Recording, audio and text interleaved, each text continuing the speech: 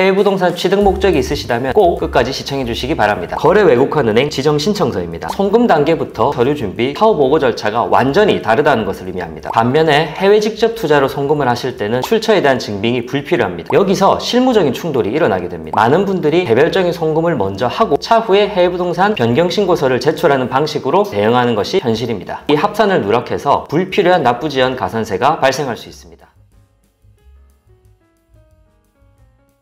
안녕하세요. 지오플랫 구독자 여러분, 지오플랫의 제이슨입니다. 오늘 영상에서는 해외 부동산 취득을 목적으로 송금을 할 때 개인과 LLC가 어떤 차이점이 있는지, 이 차이점이 무슨 결과를 만들어내는지 명쾌하게 설명해 드리도록 하겠습니다. 해외 부동산 취득 목적이 있으시다면 꼭 끝까지 시청해 주시기 바랍니다.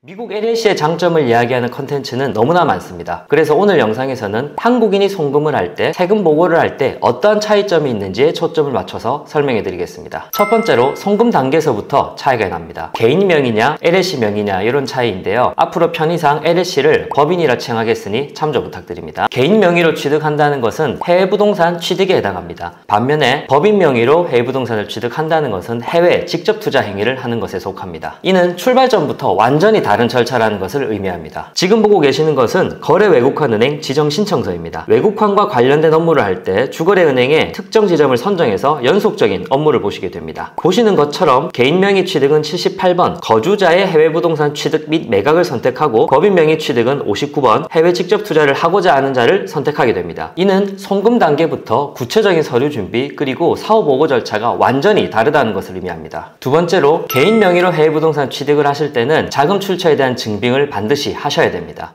해당 자금이 증여세 여부에 해당하는지 판별하기 위함인데요. 반면에 해외 직접 투자로 송금을 하실 때는 이 출처에 대한 증빙이 불필요합니다. 여기서 주의하실 것은 출처 증빙이 불필요할 뿐이지 송금을 하시는 자금이 증여세를 내지 않아도 된다라는 뜻은 아닙니다. 외국환거래법에 의거해서 송금을 하실 때는 반드시 상속세나 증여세에서 자유로워질 필요가 있습니다. 좀 더 상세한 내용은 세무사님들과 깊은 상담을 받아보시길 꼭 추천드립니다. 세 번째로 취득신고를 할 때 서류들이 다르다는 점에 있습니다. 보시는 것처럼 다양한 서류들이 있지만 오늘 초점을 맞출 내용은 부동산 매매계약서의 유무입니다. 개인 명의로 취득을 할 때는 이 매매계약서를 반드시 제출하도록 되어 있습니다. 여기서 실무적인 충돌이 일어나게 됩니다. 미국 부동산도 한국 부동산과 마찬가지로 계약을 시작하게 되면 계약금, 즉 EMD를 필요로 하게 됩니다. 그런데 외국환거래법상 해외 부동산을 취득을 하려면 반드시 매매계약서가 제출되어야 하는데 이 매매계약서는 최소한 계약금이 송금이 되어야 작성할 수 있습니다. 이러한 상황들 때문에 많은 분들이 계약금만큼 개별적인 송금을 먼저 하고 차후에 해외 부동산 변경 신고서를 제출하는 방식으로 상황을 대응하는 것이 현실입니다. 하지만 해외 부동산 취득가액이 크다면 이 액수도 부담이 될 뿐더러 송금 과정에서 발생하는 잠재적인 이슈들 또한 무시할 수 없기 때문에 상당한 주의가 필요합니다. 반면 해외 직접 투자는 법인의 출자금을 송금하는 것입니다. 따라서 자금부터 먼저 이동시켜 놓을 수 있으며 제대로 된 투자 전략과 물건에 대한 검토를 먼저 할 수 있다는 것이 큰 장점입니다. 절차를 바로잡기 위한 추가적인 실무가 없기 때문에 조금 더 융통성 있는 자금 계획을 세울 수 있게 됩니다. 마지막으로 한국의 세금 보고를 할 때 큰 차이점이 발생합니다. 개인 명의냐 법인 명의냐에 따라서 미국 부동산에서 발생한 임대소득을 한국으로 환수하였을 때 이 소득의 종류가 다르다는 데 있습니다.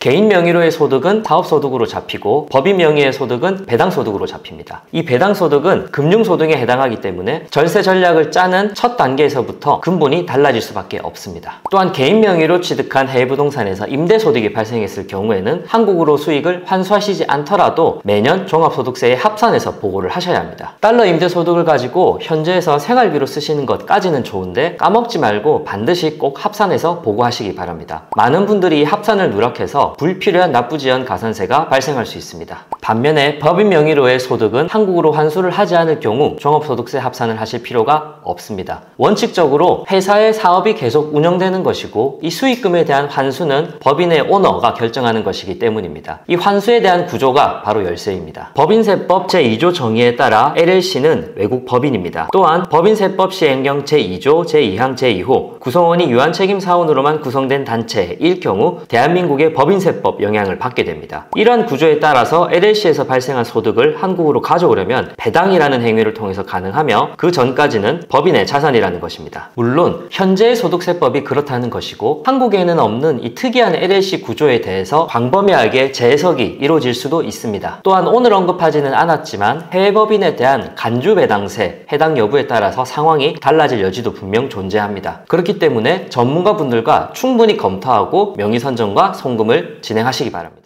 오늘은 송금에서 시작해 한국으로 수익금 환수를 하는 측면에서 개인 명의와 법인 명의를 살펴보았습니다. 전혀 다른 구조와 결과를 만들어내는 만큼 첫 단계에서부터 세밀한 투자 전략 수립과 실행을 하는 것이 반드시 필요합니다. 오는 11월 16일과 17일 지오플랫과 한미SF로에서 미국 절세 전략 마스터 컨퍼런스를 준비하였습니다. 이제는 왜 미국 부동산이 선택이 아닌 필수인지, 미국 부동산에 대한 유의미한 절세 전략이 무엇이 있을지 최고의 전문가 분들과 함께 여러분들의 궁금증을 속 시원하게 해결해 드리도록 하겠습니다. 관심 있으신 분들은 아래 링크를 통해 신청해 주시기 바랍니다. 앞으로도 미국 부동산에 대한 객관적인 정보를 전달 드리는데 힘쓰도록 하겠습니다. 감사합니다.